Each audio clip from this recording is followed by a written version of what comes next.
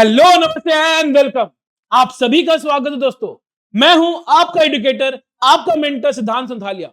और आज की इस वीडियो में हम लोग जानेंगे how to score 80 plus in CA intermediate paper number 4 cost and management accounting. तो लेट्स गेट स्टार्टेड। सबसे पहले what we need to understand is the paper pattern. Paper pattern किस तरह होता है? 30 मार्क्स का आपका एमसीक्यू आता है और 70 मार्क्स का डिस्क्रिप्टिव होता है। नाउ 30 मार्क्स का जो एमसीक्यू आता है वो पूरा प्रैक्टिकल आता है, बट 70 मार्क्स का जो डिस्क्रिप्टिव आता है उसमें पार्टली प्रैक्टिकल होता है, पार्टली थ्योरेटिकल होता है। ऑल्दो वी ऑल नो कि जो डिस्क्रिप्टिव पार्ट है उसमें 6 क्वेश्चंस में से आपको 5 अटेम्प्ट करना होता है, जिसमें क्वेश्चन नंबर 1 कंपल्सरी होता है एंड क्वेश्चन 2 से 6 में you have to attempt any 4। ना डिस्क्रिप्टिव पार्ट में क्या होता है, जो लास्ट क्वेश्चन आता है वो पूरा थ्योरेटिकल रहता है, ताकि बाई चांस किसी को अगर थ्योरी क्वेश्चन अटेम्प्ट करना हो एंड कोई प्रैक्टिकल क्वेश्चन छोड़ना हो तो उसको स्किप करके वो थ्योरेटिकल अटेम्प्ट कर सकता है ना। एमसीक्यू में कि किसी को अगर टारगेट है कि हमको 80 प्लस स्कोर करना है, सबसे पहला ट्रिक यही है कि आपको एमसीक्यू में 30 लाना है ना। क्वेश्चन आता है एमसीक्यू में 30 कैसे आ सकता है? उसके लिए आपको कॉन्सेप्चुअली तैयारी करना होगा। आप सिर्फ ये सोचेंगे हम क्वेश्चन पे क्वेश्चन प्रैक्टिस कर ले उससे हो जाएगा, उससे नहीं है। आपको कॉन्सेप्चुअली अगर आप तैयारी करते हैं तो डेफिनेटली आप 30 स्कोर कर सकते हैं in this particular paper. Although अगर आप number of MCQ questions practice करते हैं, we provide in class MCQ का बुक ऑल्सो, अब उसको अगर तैयारी करते हो जाएगा। लेकिन अगर आप तैयारी कॉन्सेप्चुअली किए तो कोई भी नया क्वेश्चन आ जाए आप आराम से 30 स्कोर कर सकते हैं इन द एमसीक्यू पोर्शन। अब हम लोग बात करते हैं डिस्क्रिप्टिव पोर्शन के लिए। आपका टोटल में 15 चैप्टर है, तो हार्ड वर्क के साथ साथ आपको स्मार्ट वर्क भी करना होगा। यू नीड टू डिसाइड किन चैप्टर्स पे हमको ज्यादा फोकस करना है ताकि हम मैक्सिमम मार्क्स उन चैप्टर्स में स्कोर कर सके। तो लेट्स सी कि हम लोग को फोकस किस तरह रखना चाहिए। नाउ मैंने पूरे सिलेबस को 3 पार्ट में डिवाइड कर रखा है, category A, category B and category C. Category A में जितने चैप्टर्स है उससे 75 मार्क्स का क्वेश्चन आएगा। उसमें कौन कौन से चैप्टर्स है?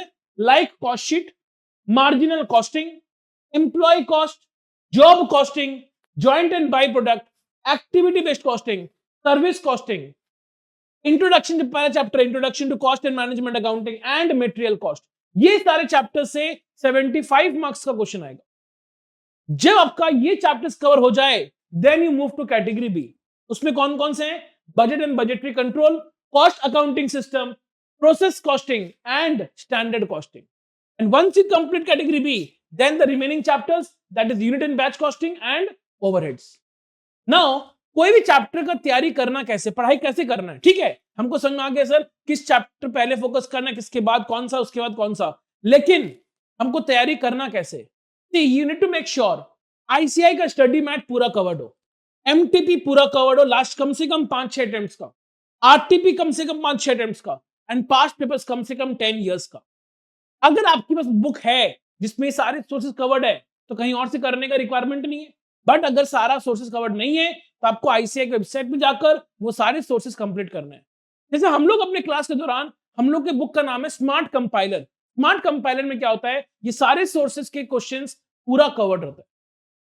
तो सबसे पहले आपको फोकस करना है understanding, you for understanding, then practice, study mat, MTP, RTP, past paper सारा क्वेश्चन सॉल्व कर रहे हैं। लेकिन प्रैक्टिस करने के बाद टेस्ट देना इंपॉर्टेंट है। सिर्फ फाइनल मार्क नहीं, आपको शुरू से मतलब चैप्टर्स कुछ चैप्टर से क्लब करके आपको टेस्ट देना पड़ेगा, तो आपको समझ में आएगा किस चैप्टर में आपको प्रॉब्लम हो रहा है। जैसे हम लोग क्या करते हैं 25% सिलेबस कंप्लीशन पे टेस्ट लेते हैं, हर 25% सिलेबस में टेस्ट लेते सो दैट स्टूडेंट को समझ में आ जाता है किस चैप्टर में मेरा क्या लैकिंग है। जब भी आप क्वेश्चन प्रैक्टिस कर रहे हैं हर फर्स्ट रिवीजन में आपको हर क्वेश्चन को प्रैक्टिस करना चाहिए। जिस क्वेश्चन में कुछ नया सीखने को मिले उसको लिख के रखो वहां पर। जिस क्वेश्चन लगे कि ये आपके लग रहा है इंपॉर्टेंट एग्जाम के पॉइंट से, मार्क करके रखो सो दैट सेकेंड रिवीजन के दौरान आप उन चीजों पर फोकस करें, राइट। तो 4 आपका क्लास टेस्ट हम लोग लेते हैं हर 25% सिलेबस कंप्लीशन पे, और जैसे ही आपका सिलेबस कंप्लीट हो जाता है उसके बाद फुल मॉक होता है।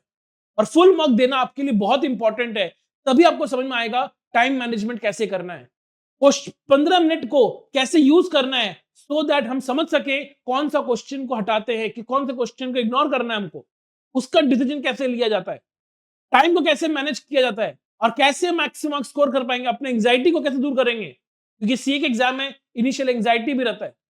तो ये सारा चीज को मैनेज करने के लिए मॉक टेस्ट देना बहुत जरूरी है, एंड प्रॉपर मॉक टेस्ट, क्योंकि हर मॉक टेस्ट में आप ये सीखते हो कि मैंने क्या गलती किया है जो एग्जाम में नहीं करना है, फिर सेकंड मॉक टेस्ट में कुछ और आप बात सीखेंगे, थर्ड में कुछ और बात सीखेंगे, तो जो बात सीखे, क्योंकि सारा मॉक टेस्ट क्या होता है ना, एग्जाम से 1 महीना पहले खत्म हो जाता है, तो क्या होगा, उन 1 महीने पे जो चीजें मॉक टेस्ट के दौरान सीखी हो, आप उसको अगर इंप्लीमेंट करते हैं, तो कोई आपको 80 से 80 प्लस 90 प्लस स्कोर करने से कोई रोक नहीं पाएगा इस पर्टिकुलर पेपर में।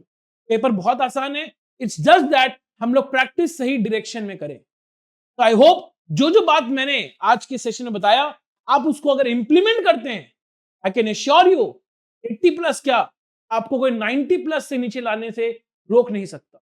I wish you all the best for your upcoming exams. अच्छे से पढ़िए, फोड़ के मार्क्स लाइए। That's all, thank you.